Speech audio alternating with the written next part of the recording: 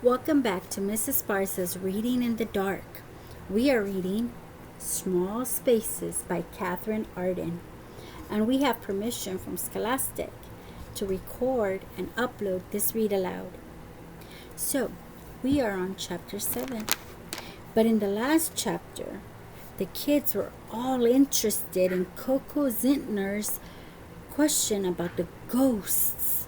They're about to go on a field trip, and there's a history about the farm they're about to visit. Let's see what happens in chapter 7.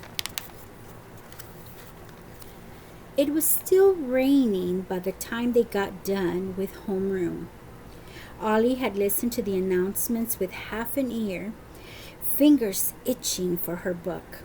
She could still hear Mr. Easton's voice saying, "They never found any bodies." But Ollie didn't have time to read yet. They were going to the farm. The bell rang and the 6th grade piled outside, pulling on caps and coats and backpacks. The bus squatted in the middle of the wet parking lot like a prehistoric swamp monster, the two golden eyes of its headlights gleaming out through the fog. Mr. Easton popped out of the bus door and the swamp monster illusion dissolved. "Hurry up!" he shouted, waving his arm. The 6th grade hurried through the rain. Already, rows of faces peered through the bus's mist-up windows. Ollie splashed across the puddled parking lot, cradling her book under her rain jacket. The bus was steamy warm. "There you are, Ollie," said Mr. Easton. Ollie didn't answer. She was frowning at the bus driver. He was big, with a thick gray beard. In fact, he was sort of gray all over. Gray-white, mushroom-colored, except his lips were red.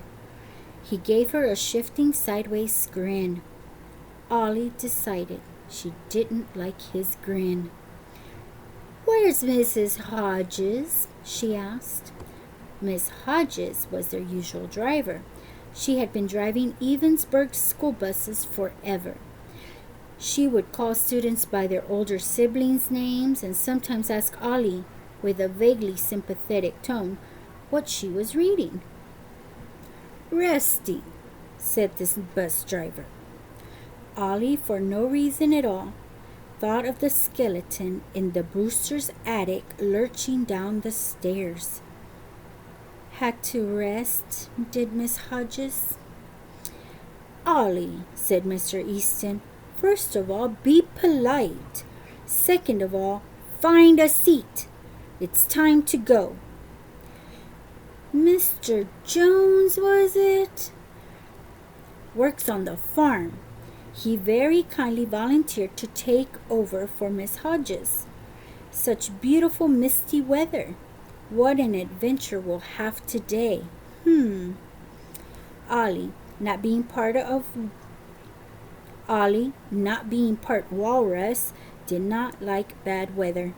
Also, the bus driver didn't seem much like a Mr. Jones to her. But Mr. Easton was getting impatient. Ollie peered down the aisle. There were no empty seats, except... No, really? The only empty spot was next to Brian Battersby. Well, sort of empty.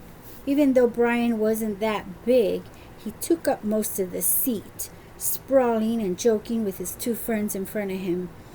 Why wasn't one of them sitting next to him? Hockey stars didn't sit by themselves. Ollie marched down the aisle. Coco Zintner was sitting next to Monica Damron, who had headphones on and was ignoring her. Coco was scribbling in her sparkly notebook. Ollie, glancing down, saw that the notebook was open to a drawing of a chessboard with a lot of arrows and crossouts. This surprised Ollie. In her mind, Coco Zintner and chess diagrams didn't go together.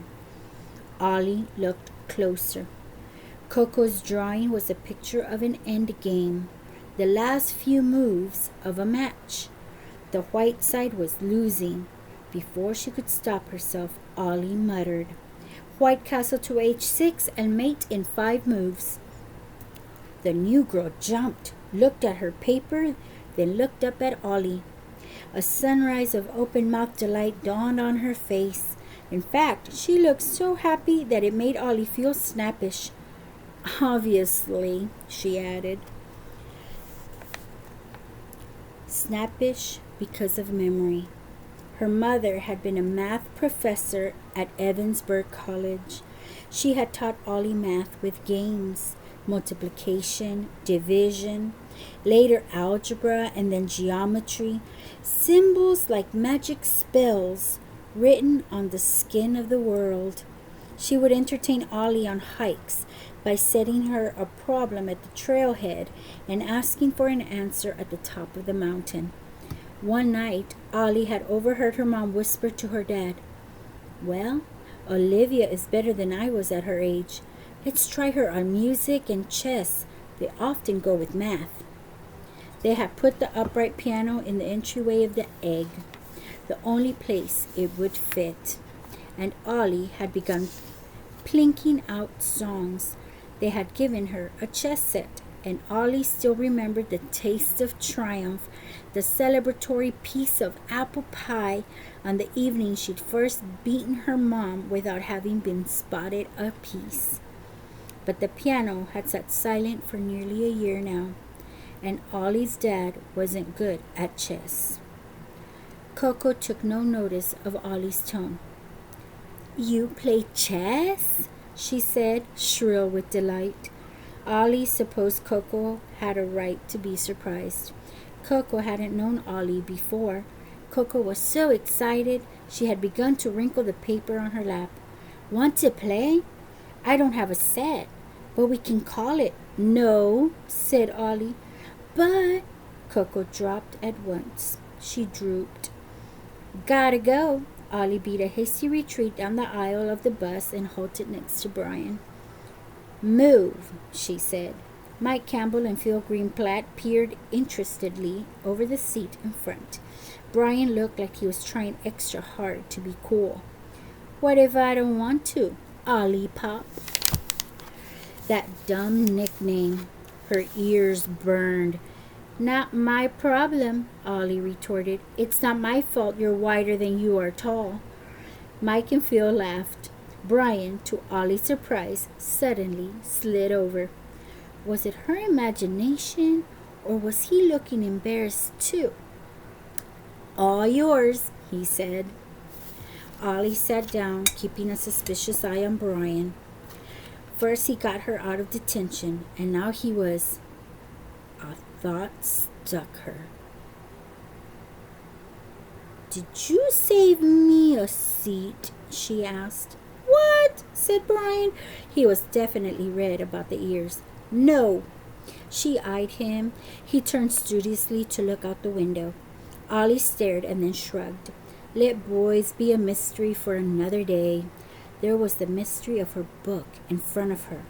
Ollie opened up small spaces. "John," I said, "what are you going to do?" "Go with him," said Jonathan, his voice thick with despair. "I promised, in exchange for Caleb. I have to go, or he'll take Caleb instead. We made a bargain, you see, but it might not be for long." He tried to sound reassuring, but I don't think even he believed it. Until the mist becomes rain. What does that mean? I don't know, but... Beth, he kept his side of the bargain. Caleb died the night I told him you and I were engaged. I trembled. No, he didn't.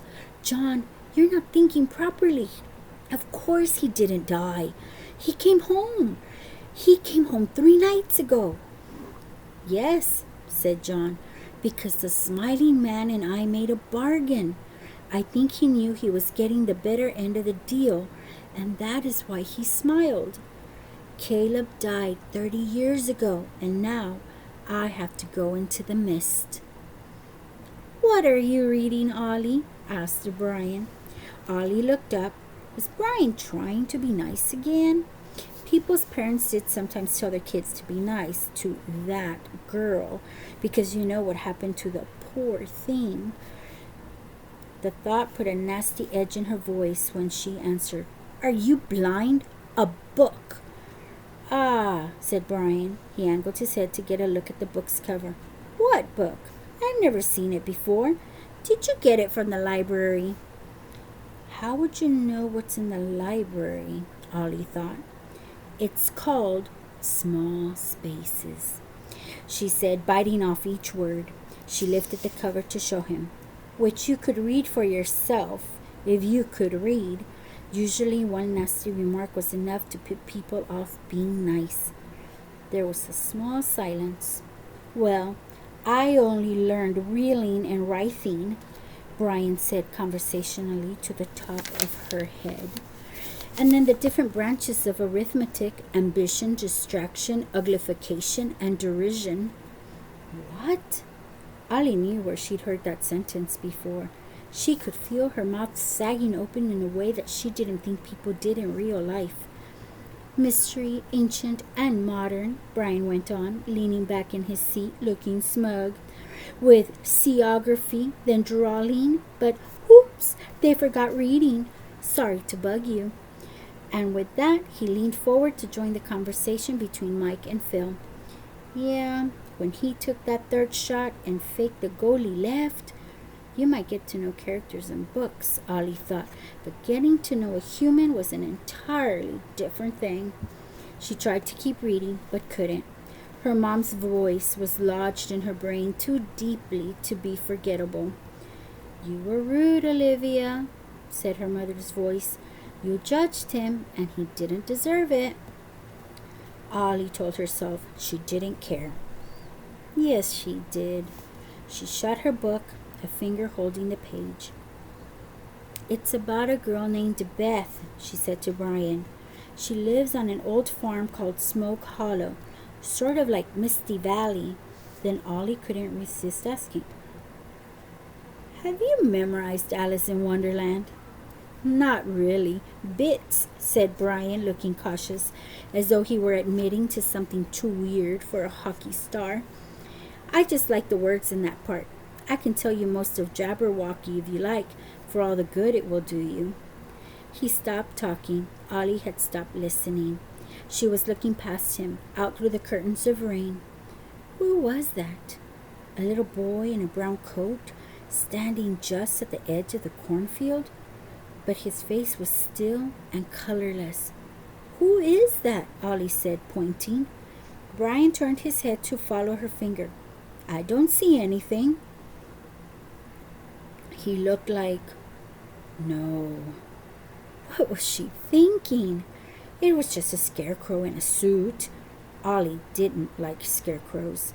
When the light was weird, like now in the rain, they almost looked alive. Stupid scarecrows. Never mind, Ollie said. They passed a sign. Misty Valley Farm and Gardens.